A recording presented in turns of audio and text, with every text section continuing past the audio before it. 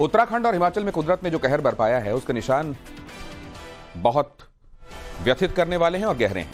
लगातार बचाव के लिए ऑपरेशंस भी चल रहे हैं। सरकार के साथ साथ आम लोग भी इन हालातों से निपटने की कोशिशों में लगे हुए हैं, लेकिन पहाड़ों से तबाही मैदानों तक चली आई है। राजस्थान और गुजरात में बाढ़ और बारिश के पानी ने शहरों को थाम दिया है, रोक दिया है, अपनी गिरफ्त में ले लिया है। इंसानी बस्तियों में हाहाकार मचा हुआ है।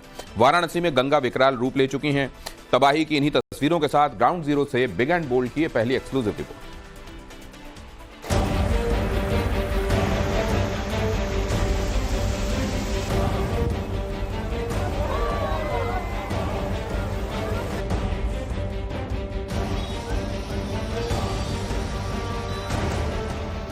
भारी बारिश के बाद उफान पर है नदियां।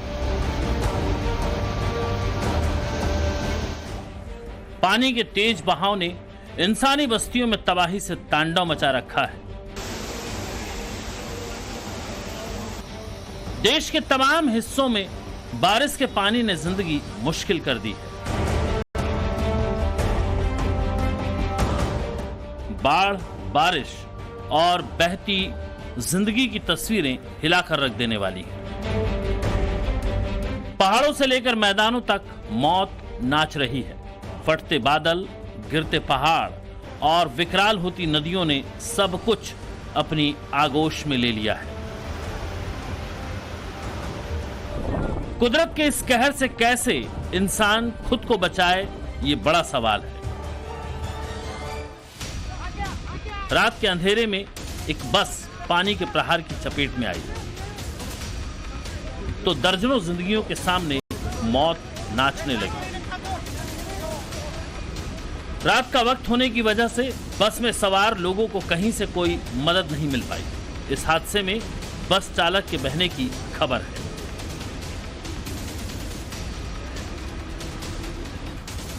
तस्वीरें राजस्थान के टोंक की हैं। ये जो सैलाब देख रहे हैं वो टोरडी सागर बांध की वजह से है।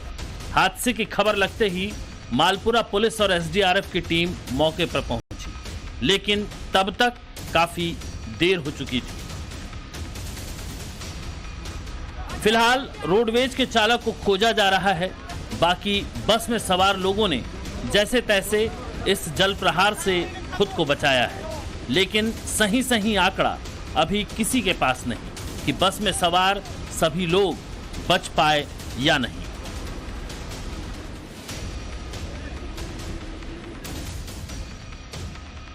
राजस्थान का पाली शहर पूरी तरह जलमग्न हो चुका है। बाढ़ के पानी ने पूरे शहर को अपने कब्जे में ले रखा है। पाली में भारी बारिश के बाद बाढ़ के ऐसे हालात बने हैं कि इंसानी बस्ती जलमग्न है और लोग घरों में कैद हैं। ना तो ये कोई स्विमिंग पूल है और ना ही कोई नदी के किनारे बसे हुए घर। ये पाली है और पाली की एक कॉलोनी है और वहां पर आप देख सकते हैं किस तरीके से सड़कें जो हैं दरिया में तब्दील हो गई हैं और कॉलोनी समंदर में। लोग बड़े परेशान हैं। घुटनों से ज्यादा पानी अभी मौजूद है। बारिश ने थोड़ा सा विराम लिया तो लोग घर से बाहर आए हैं, लेकिन 17 से 18 घंटे घर में कैद होना कितना मुश्किल होता है आप अंदाजा लगा सकते हैं। फिलहाल ये तस्वीरें मैं कहूंगा भवानी जरा दिखाएं दूर तक कि किस तरीके से कॉलोनी में चारों तरफ जहां तक हमारी और कैमरे की नजर जाती है, अगर कुछ नजर आता है तो सिर्फ पानी, परेशानी और पाली, ये तीन चीजें हैं। इन तीन चीजों का जो समावेश है वो लोगों में दिक्कत का कारण बना हुआ है। लगातार बरसात के बाद कई फीट जल भराव हो चुका है। लोगों को कुछ समझ नहीं आ रहा कि आखिर वो इस मुश्किल से कैसे पार पाएं। बहुत ही ज्यादा परेशानी है हमारे इधर, और यहाँ पे सुबह से नाले में 3-4 जने भी गिर गए हैं। जिन्होंने क्षेत्रवासी ने बचाया है उनको, किसी को भी जनहानि नहीं हुई है, कोई भी तरीके का नुकसान अभी फिलहाल नहीं हुआ। अगर वापस बारिश और बरसती बदल हो रहे हैं तो पाली की स्थिति क्या होगी? बहुत ही भयानक हो जाएगी। बाढ़ के हालात है, आपातकालीन भी लग सकता है, ऐसी हालत हो गई है। हर घर में पानी है। कितने घंटे बारिश? 15-17 घंटे बारिश हुई? 16-17 घंटे बारिश हुई है, उसके बाद बंद है। इसके हिसाब से थोड़ा बचा हुआ है, वरना हालत बहुत ही ज्यादा खराब है हमारे इधर। तो देखिए छोटे बच्चे भी यहाँ पर हैं, घर से निकले हैं। कैसी परेशानी है बच्चे, बताओ? परेशानी हो रही है? बोलने को नहीं निकल पा रहे हैं घर से? नहीं निकल पा रहे। कैसी परेशानी था? बहुत जबरदस्ती परेशानी है। प्रशासन कोई ध्यान नहीं दे रहा है इधर, और पानी का निकासी का कोई अभी तक नहीं है। हर बार तो यहाँ पे नालों की सफाई होती है, अब की बार वो भी नहीं हुई है बराबर, उस वजह से ज्यादा हो रहा है। लोग घरों में कैद हो गए। हाँ सर, अब छत के ऊपर बैठे हैं, घर से बाहर नहीं निकल पा रहे हैं, पानी का निकासी नहीं, व्यवस्था नहीं हो रही है इधर। यहाँ पर प्रशासन बिल्कुल भी नहीं आ रहा है सर। तो पानी की व्यवस्था निकासी की नहीं है, परेशानी बहुत ज्यादा है। लोग आप देख सकते हैं घरों के बाहर बैठे हुए छतों के ऊपर, और पानी जो है सड़क पर कुछ इस तरह से अपना कब्जा जमाए लगातार बह रहा है, क्योंकि करीब 17 घंटे बारिश की जद में रहा है पाली, और अभी भी राहत की कोई उम्मीद नजर नहीं आती। 17 घंटों तक लगातार हुई बारिश के बाद ऐसे हालात बने हैं। शहर के बीच कॉलोनी में पानी का इतना तेज बहाव है कि छोटे बच्चे इस बहाव में बह भी सकते हैं। ये पाली की गलियां हैं। पाली जो शहर पानी के एक बूंद को तरसता था, आज पानी पानी हो चुका है। आप देखेंगे चारों तरफ पानी ही पानी नजर आएगा, और मेरे इस तरफ भी अगर आप देखेंगे तो आपको लगेगा कि शायद कोई नदी बह रही है, लेकिन ये नदी नहीं है, ये कॉलोनी है, और पॉश कॉलोनियों में गिनी जाती है। बावजूद इसके स्थितियां यहाँ कैसी है आप अंदाजा लगा सकते हैं। और अंदर जैसे जैसे आप जाएंगे वहां आपको पानी का स्तर बढ़ता हुआ नजर आएगा। लोग परेशानियों से दो चार हो रहे हैं, काफी परेशानियों का सामना करना पड़ रहा है। जरा इनसे हम बात कर लेते हैं। देखिए ये मेरे साथ बैठे हुए हैं, इनसे बात करते हैं और जानते हैं कि आखिरकार किस तरह की परेशानियां पाली में है और कैसे आप इनसे दो चार हो रहे हैं। सर, तालाब के बाजू वाली जो कॉलोनी अग्रसेन वाटिका के पास नगर पालिका ने काफी वहाँ कचरा डाल के पूरा नाले को रोक दिया है। नाले को रोकने के बाद में तीव्र गति से पानी वो उसके कॉलोनियों में आ रहा है। राजस्थान का जैसलमेर इलाका रेगिस्तानी है, लेकिन बदलते मौसम और क्लाइमेट चेंज ने रेगिस्तान को समंदर बना दिया है। मौसम विभाग ने जैसलमेर में बारिश का रेड अलर्ट जारी किया है। भारी बारिश के बाद बिगड़े हालातों की अब तस्वीरें देखिए। बाढ़ के पानी में कैसे एक आदमी बह गया था, लेकिन लोगों ने इसे रस्सी के सहारे बचाया। सड़कों पर देखिए कितना पानी भरा हुआ है, लेकिन इंसान अपनी रफ्तार नहीं रोक सकता। उसे हर हाल में पेट पालने के लिए निकलना है। लेकिन सड़कों पर भरा पानी बड़े हादसे को भी न्योता दे सकता है। गाड़ियां किसी गहरे गड्ढे में भी समा सकती हैं। अब इस तस्वीर को देखिए। पानी के तेज बहाव ने एक गाड़ी के पहियों पर ब्रेक लगा दिया है। पानी का तेज बहाव है, लिहाजा रिस्क लेना खतरे से खाली नहीं। स्कॉर्पियो भी फंस गया। इंसानी जान पर भी खतरा मंडराया है। जैसलमेर के मोहनगढ़ कस्बे में इस भारी बारिश के चलते एक कच्चा मकान गिर गया, जिसमें एक ही परिवार के 3 लोगों की मौत हो गई। बताया जा रहा है कि मरने वालों में दादा, दादी और उनका पोता शामिल है। इस हादसे के बाद प्रशासन ने लोगों से अपील की है कि वो अपने घरों को छोड़कर सुरक्षित स्थानों पर चले जाएं। बारिश के पानी में ग्रामीण इलाकों का भी बुरा हाल है। कई गांव और ढाणियों में रेतीले धोरों पर पानी की नदियां बह रही हैं। सड़कों पर 2 से 3 फीट तक पानी बह रहा है। बरसाती नदियों ने रफ्तार को रोक रखा है।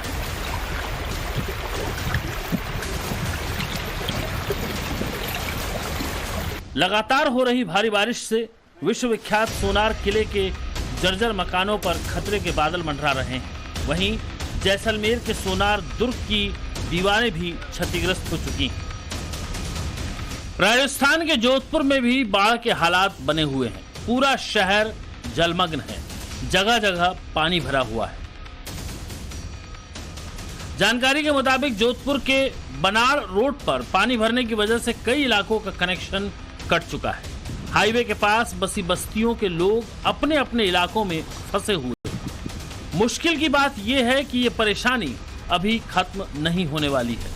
लोगों का कहना है कि आने वाले 10 दिनों तक ये हालात यूं ही बने रहेंगे। वहीं दूसरी तरफ राजस्थान का अजमेर शहर भी बारिश के आगे बेदम है। भारी बारिश ने अजमेर शहर की रफ्तार को भी रोक रखा है। केदारनाथ के सोनप्रयाग में बादल फटने के कारण पैदल आवाजाही पूरी तरह से ठप हो चुकी है। कुदरत की तबाही के बाद इस इलाके को पुरानी रौ में लौटाना अभी भी बड़ी चुनौती है। अभी भी इन इलाकों में कई यात्रियों के फंसे होने की संभावना है, लिहाजा लगातार सर्च ऑपरेशन चल रहा है। एनडीआरएफ और एसडीआरएफ की टीम रेस्क्यू ऑपरेशन में लगी हुई है।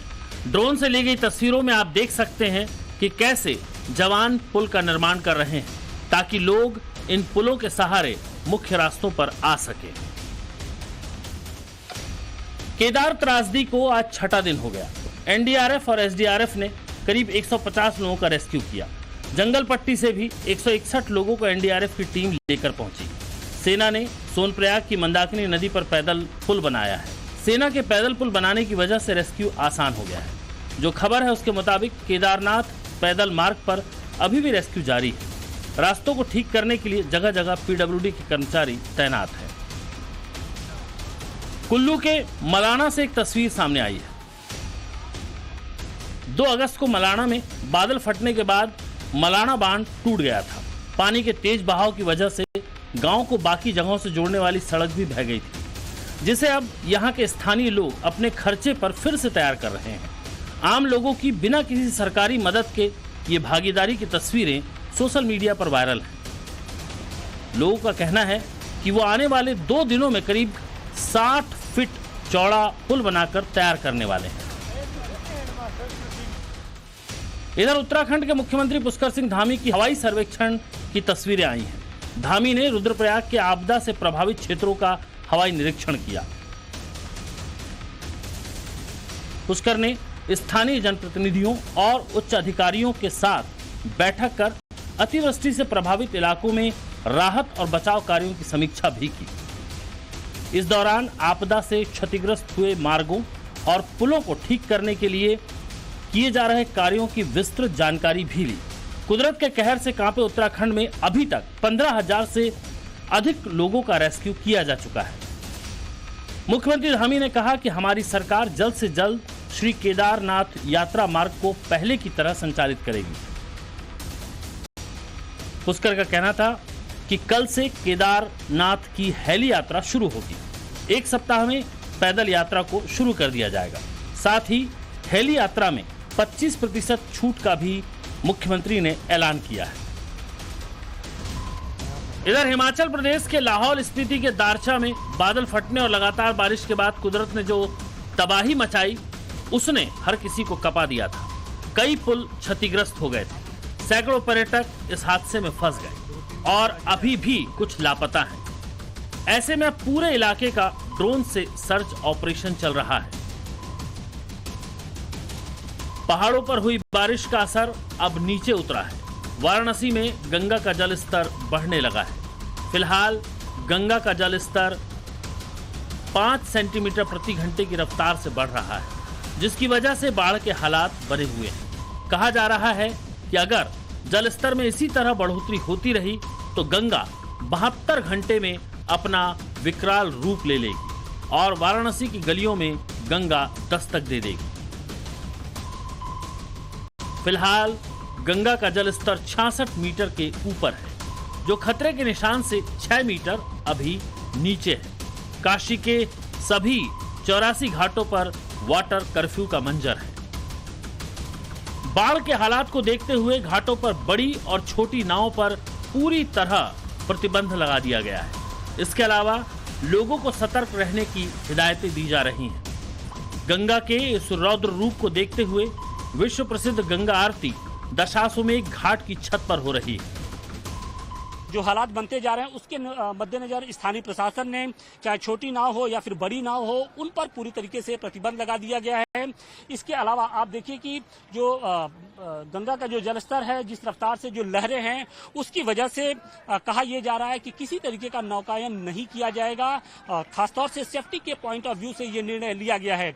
इसकी वजह से जो बाहर से आने वाले जो सैलानी हैं, शिवभक्त हैं, कांवड़िए हैं, उनको जरूर मायूसी हाथ लग रही है। लेकिन सुरक्षा के मद्देनजर ये बहुत जरूरी था, क्योंकि वाराणसी में गंगा ही नहीं, गंगा के साथ साथ जो उसकी सहायक नदी वरुणा है, उसका भी जो जलस्तर है तेजी से बढ़ता जा रहा है। तो आने वाले 72 घंटे वाराणसी के लिए बेहद संवेदनशील हैं, बेहद खतरे से भरे हो सकते हैं, क्योंकि जो गंगा का जलस्तर है वो लगातार बढ़ता जा रहा है।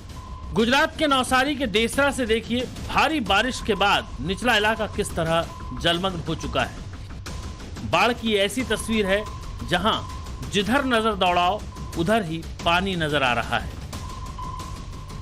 ये गांव है लीलापुर, जहां बाढ़ से लोगों के घरों में भरे पानी के बाद सब कुछ तबाह हो गया। खास बात ये कि वलसाड़ का ये वो ग्रामीण इलाका है जहां मदद के लिए किसी तरह का कोई प्रशासन नहीं पहुंचा है, लेकिन टाइम्स नाउ नवभारत इस जगह पहुंचा। वलसाड़ के ग्रामीण इलाकों में बाढ़ से हालात ऐसे हैं कि लोगों को 10-10 फीट पानी में जीवन जीना पड़ रहा है। परिवार में बड़े तो फिर भी किसी तरह कुदरत के इस कहर को मैनेज कर रहे हैं, लेकिन छोटे छोटे बच्चों की मुश्किलें ज्यादा हैं। गांव के सरपंच का कहना है कि जिले के कलेक्टर को बताने के बाद भी एनडीआरएफ और एसडीआरएफ की टीम यहां नहीं पहुंची है। करीब कमर से ऊपर तक के पानी में किस तरह से अपने घरों में बिताया होगा, उन्हीं से हम बात करते हैं कि मतलब कोई रेस्क्यू करके कोई सुरक्षित जगह ले जाने के लिए भी नहीं पहुंचा। कौन आएगा सर यहाँ पे? इतना पानी में कोई आने की कोई हालत ही नहीं रही। कोई आएगा तो हम लोग जाएगा ना, तो कोई आता ही नहीं यहाँ पे। Bureau report, times now Navbharat.